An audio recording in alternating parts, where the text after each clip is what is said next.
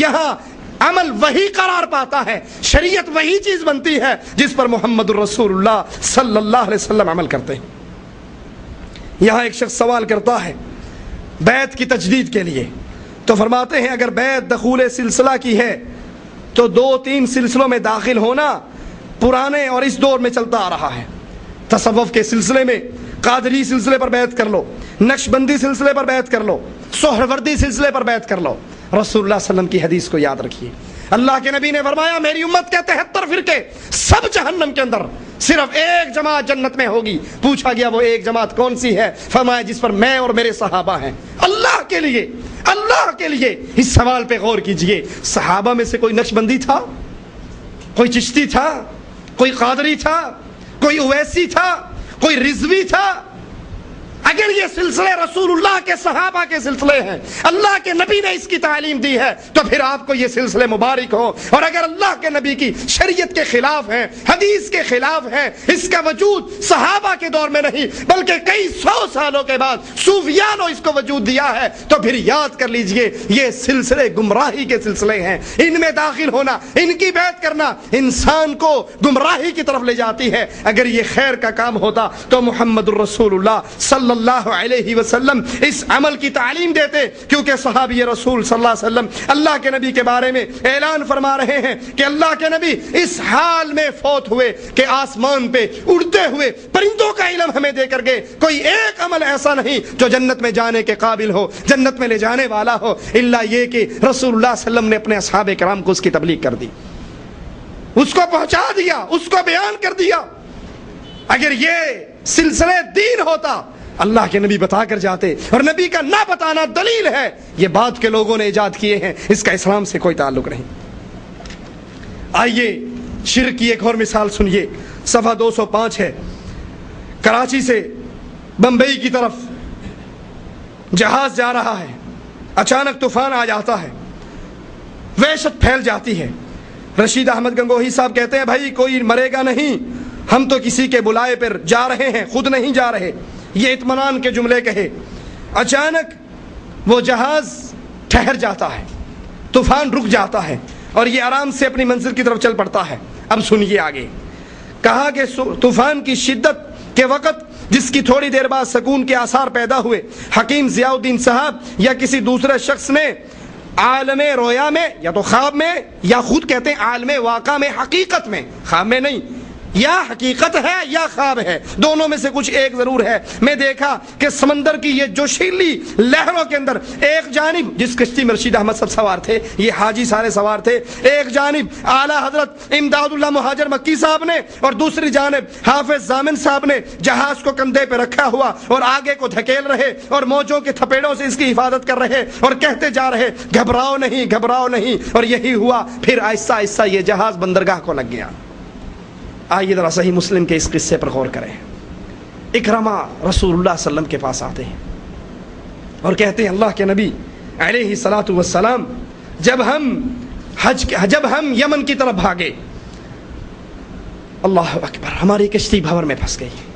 بیان کرنے والے پہ غور کرنا، یہ بیان کرنے والا ابو جہل کا بیٹا اکرمہ، اور جس وقت یہ حادثہ پیش آیا اس وقت وہ خود بھی کفار کے ساتھ انہی کے لشکر میں، انہی کے آدمی تھے، مسلمان نہیں ہوئے تھے، اس قصے کے بعد مسلمان ہوئے۔ ہماری کشتی بھنور میں پھنس گئی، ہم نے چھوٹے چھوٹے اپنے اٹھا رکھے تھے، لات و منات، یوس و عزا و نصر، ہم نے آوازیں لگانی شروع کر دی، یا لات مدد، یا عزا مدد، یا حبل مدد۔ اے اللہ کے نبی علیہ الصلاۃ والسلام، ہم آوازیں لگاتے جاتے لیکن ہماری کشتی اسی طرح بھنور کے اندر مزید پھنستی جاتی، وہ بھنور سے نہ نکلی۔ اور جب ہمیں یقین ہو گیا اللہ کے نبی صلی اللہ علیہ وسلم کہ بس اب تو مرنے ہی والے ہیں، ہم نے اپنے بتوں کو اٹھایا اور سمندر کے اندر پھینک دیا، سمندر میں غرق کر دیا، اور آسمان کی طرف منہ کر کے کہا یا رب محمد صلی اللہ علیہ وسلم، اے اللہ کے نبی، جب ہم نے اپنے بتوں کو پھینکا اور گرایا اور آپ کے اللہ کی طرف توجہ کی، آوازیں لگائی، اس کو پکارا، اے اللہ کے نبی، ادھر ہماری زبان سے پکار نکل رہی تھی، ادھر ہماری کشتی طوفان سے باہر نکل رہی تھی۔ وہ کفار مکہ تھے، طوفان کے اندر ان کی اللہ مدد کیا کرتا تھا۔ قرآن بیان کرتا ہے فَإِذَا رَكِبُوا فِي الْفُلْكِ دَعَوُا اللَّهَ مخلصین لہ الدین، جب ان کی کشتی بھنور میں پھنس جاتی وہ خالص اللہ کو پکارتے، اللہ ان کی کشتیوں کو پار لگا دیتا۔ لیکن یہاں وہ الہی صفت، وہ اللہ کا فعل، طوفانوں سے کشتیوں کو پار لگانے والا قرآن بیان کرتا ہے نا، سبحان اللہ۔ یہی آیت پوری سنیے، فَإِذَا رَكِبُوا فِي الْفُلْكِ دَعَوُا اللَّهَ مُخْلِصِينَ لَهُ الدِّينَ فَلَمَّا نَجَّاهُمْ إِلَى الْبَرِّ إِذَا هُمْ يُشْرِكُونَ۔ جب ان مشرکین کی کشتیاں بھنور میں پھنس جاتی ہیں یہ خالص اللہ کو پکارتے ہیں، اور جب اللہ ان کی کشتیوں کو پار لگا دیتا ہے تو پھر کیا کہتے ہیں؟ یہ کس نے پار لگائی؟ علی مشکل کشا میری کشتی پار لگا دینا۔ جب بھنور میں پھنسی تو رشید احمد صاحب نے کہا ہم کسی کے حج پہ جا رہے تھے نا، ہم کسی کے بلاوے پر جا رہے ہیں، کوئی نہیں مرے گا، صبر کرو، اللہ کے بلاوے پر جا رہے ہیں حج کرنے، ہم نہیں مریں گے۔ یہ کشتی بھنور میں پھنسی ہوئی، اور جب پار لگی کہا نہیں، ہم نے عالم حقیقت میں دیکھا کہ کشتی کو ایک طرف امداد اللہ مہاجر مکی نے کندھا دیا ہوا تھا، دوسری طرف حافظ ضامن نے کندھا دیا ہوا تھا۔ یہ دونوں تو انڈیا بیٹھے تھے، ان کو کیسے پتہ لگا کہ ان کے مریدوں کی کشتی سمندر میں پھنس چکی ہے؟ پہلا سوال۔ مان بھی لیں یہ آگے تو ان کو کیسے پتہ لگا؟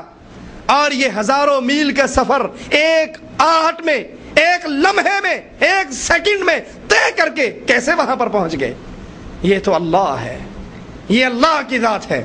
جب اس کو پکارا جائے خشکی میں، تری میں، مشکل میں، تنگی میں، وہ اللہ ہے جو اپنے بندوں کی مشکلوں کو ٹال دیتا ہے۔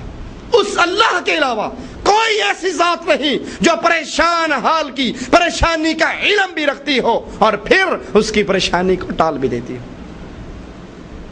ان ارادنی اللہ بضر هل هن كاشفات ضره او ارادنی برحمت هل هن ممسكات رحمتی قل حسبی اللہ۔ نبی اپنے اللہ کا تعارف کروا رہے، اگر اللہ مصیبت ڈالنے پر آئے کوئی ٹوک نہیں سکتا، اللہ اس کو نکالنے پر آئے کوئی روک نہیں سکتا۔ لیکن یہاں وہی صفت، وہی الہی کام اپنے مشائخ اور اپنے بزرگوں کی طرح منسوب کیا کہ جب ہماری کشتی پھنسی تو ہماری مشکل کشائی کے لیے امداد اللہ مہاجر مکی پہنچ گئے اور حافظ ضامن پہنچ گئے۔ ایک دن امام ربانی دولت قدہ میں تشریف فرما، صفحہ 220، صاحبزادی بھی پاس کھڑی تھی۔ آپ کی اہلیہ مرحومہ نے نہایت افسوسناک لہجے میں کہا، دیکھیے میرے بھائی، مولوی ابو نصر کی جان بھی رہے گی یا نہیں، ان پر تو دشمنوں نے جادو کرا دیا۔ اس جملے کے سننے سے یکا یک حضرت نے اپنی گردن اوپر اٹھائی اور خلاف عادت ایک تیز نظر سے دیکھ کر فرمایا، پھر کیا؟ اگر کروایا ہے تو وہ کروانے والا خود ہی نہیں رہے گا، اور جس نے دوسرا اس کے ساتھ ہے وہ اندھا ہو جائے گا۔ وہ اندھا ہو گیا، وہ اندھا ہو گیا۔ اندھا ہو گیا ماضی کا صیغہ تھا جو گزشتہ زمانے میں وقوع کی اطلاع دے رہا تھا، حالانکہ جادو کرانے والا صادق علی بالکل تندرست اور سالم الاعضاء تھا، البتہ دوسرے کی ایک آنکھ نہ تھی۔ تو بیٹی نے کہا، ابا اندھا اس کی تو ایک آنکھ ہے، کہا